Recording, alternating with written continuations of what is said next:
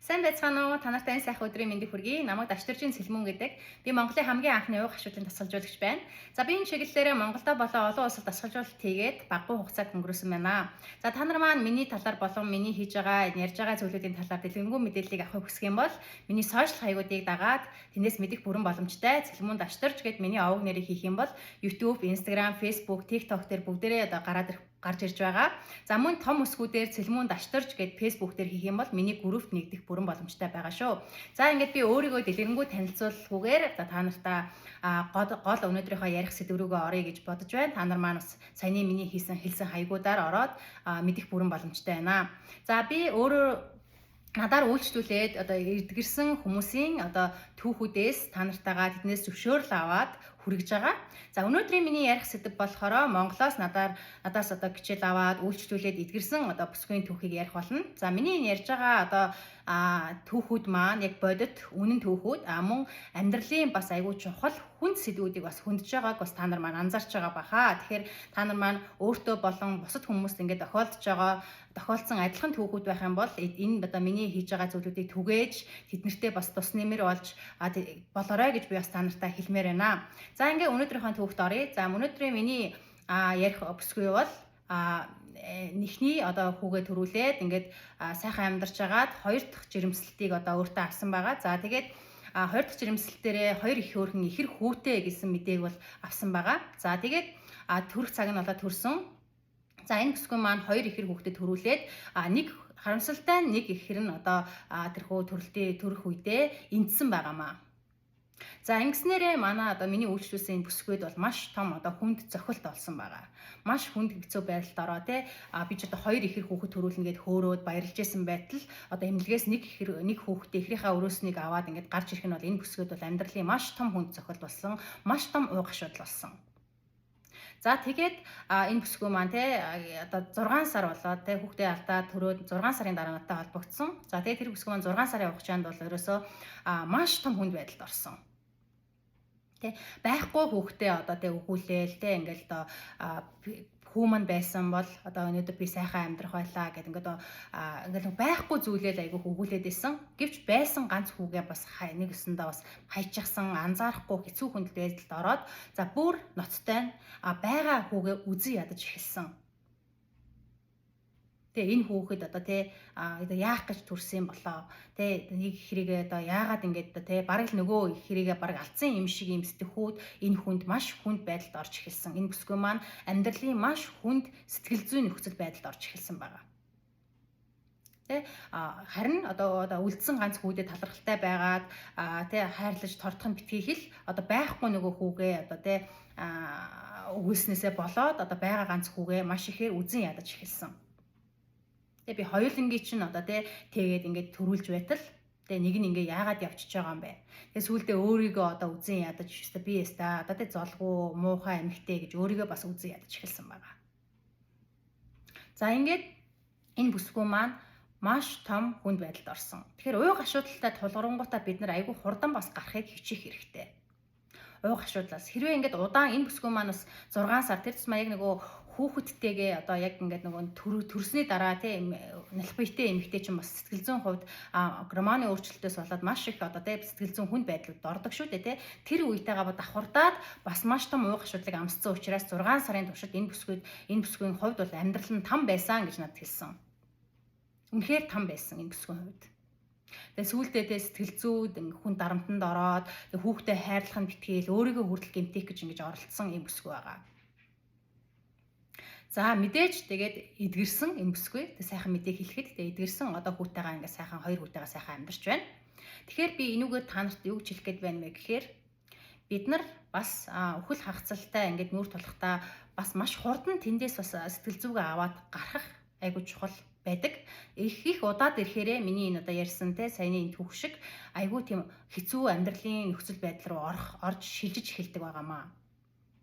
Тийм учраас та нар маань энэ ууг асуудлаасаа хурдан гарахын тулд бас би нэг зүйлийг хэлэхэд байгаа зүйл дээрээ илүү төвлөрөх нь аюул чухал байдаг.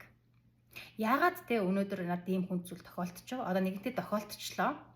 Энэ бүсгийн хувьд бол байгаа үлдсэн нэг хүүхэд дээрээ төвлөрөх хэрэгтэй байсан.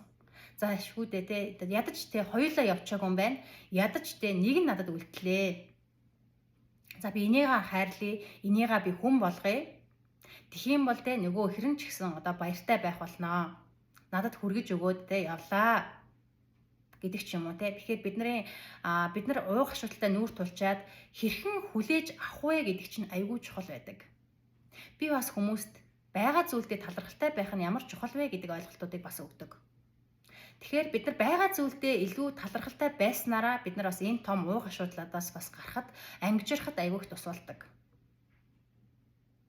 Тэгээ энэ бүсгүй маань хөрх юм мэдэхгүй байсан учраас тэг амьдралын л одоо ихэнх одоо бидний одоо амьдралын одоо сэтгэхүй бол ерөөсөл байхгүй зүйлийн хараас дандаа явдаг. Та нар анзаараарай. Дандаа л надад ийм байхгүй, тийм юм байхгүй, би тэрийг олохын төлөө ингэ явдаг те. Гэтэл байгаа зүйлдээ бид нар ерөөсө төвлөрдгүү, тэрийг хайрладгүй, гамандгүй, тэ ханддаг, тийм сайхнаар ханддаггүй. Энэ байгаа л юм чинь гэж тоодаггүй. Гэтэл бид нар байгаа зүйлээ илүү тордоод хайрлаад ирэх цагт бид нарт дараагийн одоо тэр хүсэж байгаа зүйлүүд маань орж ирдэг юм а гэдгийг би бас та нартай хэлмээр байна. Тэгэхээр ууг асуудал энэ миний ярьж байгаа ууг асуудлын одоо түүх бол одоо маш хүнд түүх байна тийм ээ. Тэгэхээр маш хүнд кейс байна. Гэхдээ энийг даван туулахдаа бас бид нар байгаа зүйл дээрээ төвлөрч энийг даван туулж бас болдгиймаа гэдгийг бас та нартай хэлмээр байна. Тэгэхээр энэ бүсгүй маань бол одоо надтай уулзснаасаа хойш тэг байгаа ганц хүү дээрээ тэг үлдсэн ихэр хүү дээрээ тэг тэгээд мэдээж том хүн байгаа ингээ хоёр хүүхэд дээрээ илүү төвлөрснөөрөө бас өнөөдөр бүрэн эдгэрлийг бас олж авсан бас нууц нь бас энд байгаад байгаа. Тийм учраас та нар маань өнөөдөр те хин нэгэн чинь одоо хайртай дотны хин нэгэн чинь одоо явчихсан бол мөн хайртай зүйлүүд чинь алга болчихсон байгаа бол та нар маань тэднэрийнхээ араас мэдээж уйлн, шаналн, гундалгүй яах вэ? Гэхдээ байгаа зүйлээ эргээд бас харахад бидний эдгэрэл бас ирэх бүрэн боломжтой байдаг юм а гэдгийг бас та нартай хэлмээр байна. Тэгэхээр ууг асуудал гэдэг бол ерөөсөө бас ганцхан нас оролт дээр яригддаггүй. Ууг асуудал гэдэг бол бид нар одоо тэ хайртай зүйлээ алдснаас болж, алдагдалд орсноос болж, хоосоо орон зайг мэдэрснээс болж бид нар маш том ууг асуудлаар ордог юм аа. Тэгэхээр та нар маань ууг асуудлыг бас сонголттойгоор эдэлж болдог. Тэгэхээр өөрийгөө илүү зовоож, хажуудхаа үзэн ядаж одоо тэ ууг асуудлыг эдлэх нь биднэрт тэр зохистой бай. Харин байгаа зүйлдээ талархалтайгаар байж арай өөрөөр амьдралыг харж уух асуудлыг эдлэх нь илүү одоо сайн байх болно. Тийм учраас өнөөдөр танд зовлон бэрхшээл тохиолдсон байгаа бол гашуудах хэрэгтэй гэдгээ бас мэдрэх хэрэгтэй.